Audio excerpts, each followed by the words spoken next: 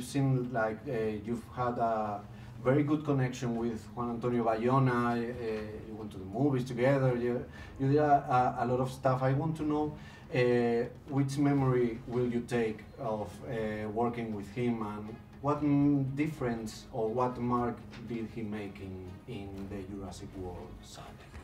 Oh man, he's left an I want to say indelible. I don't know if that's the right adjective. Indelible mark. Yes. Okay. Yes. He's left an indelible mark. He's done a great job. He's created his movie. He took ownership as a filmmaker to go in to this massive franchise, and instead of trying to, shape his style to fit a brand, he just made his movie, and I love that. And I think that's exactly what Universal and Steven Spielberg and Colin Trevorrow wanted out of him.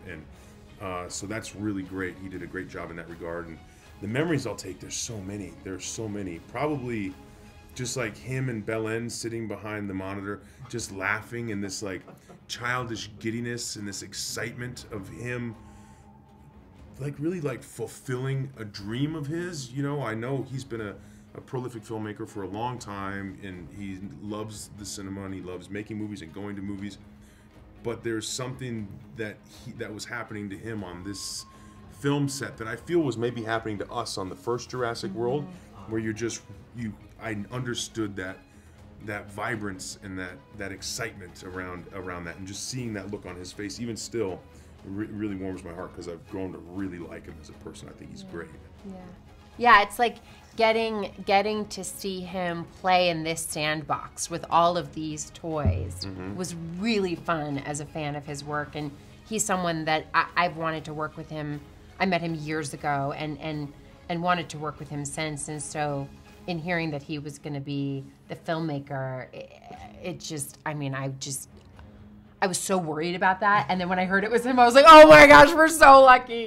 So, it was really, really, really the best. And I have all the same memories. And he would play music during takes. And then he would also, he would play like dinosaur roars, just surprisingly, to see what we might do. And he was like, he did that a lot, and he really liked Startle us. And I think just him, he's like a little kid, with his dinosaur roar, just roaring. Yeah. It was so fun. This movie takes us back to the scarier roots of the Jurassic Park saga. I'd like to know, because it's also a family film, would you take your kids to Fallen Kingdom, or would you wait? Oh, I will. Yeah, for sure. I think that there are moments of real suspense, but it's not that type of horror that you wouldn't want to bring your kid to. I think that there are suspenseful moments and moments where they may cover their eyes a little bit, and a few jump scares and spine-chilling scares. But at the end of the day, these have always been family films. I think the themes of emotion and excitement and the merging of imagination and science, it's right for kids. This film is, adults will appreciate it, but I think it is made for the 13-year-old I was, the 12-year-old she was. Yeah. My son's 5. I've shown him Jaws and he wasn't affected, so I'll be taking him to the movie for sure. I have an 11-year-old and a 6-year-old, and my 11-year-old is just he cannot wait for this to come out, and he's for sure going to be seeing it. Yeah. And then my daughter also cannot wait for it to come out, and she's going to have to wait a little bit before she sees it. Yeah. And I think each parent just, they know your kids. You know your kids, and you're going to know kind of what sort of adventure is going to be right for them. Yeah. Blue.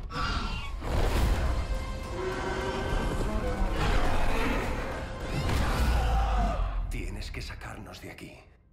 Sí.